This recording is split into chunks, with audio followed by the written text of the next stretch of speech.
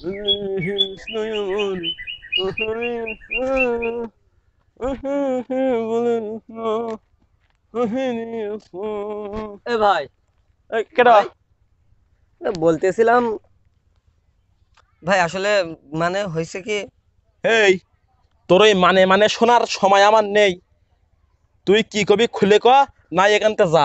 আমি ওই গাছ পর্যবেক্ষণ করতেছি। ভাই আসলে হয়েছে কি, আমাদের স্কুলে নতুন বছরে সবাই নতুন নতুন জামা কাপড় পরতেছে, ওই তাই।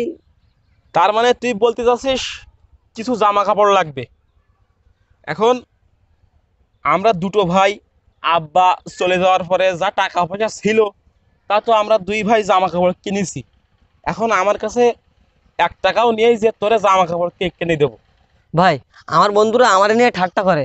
ওরা বলে যে আমার গায়ে নাকি নতুন জামা কাপড় মানায় না, আমরা নাকি নতুন জামা কাপড় পরতে পারি না।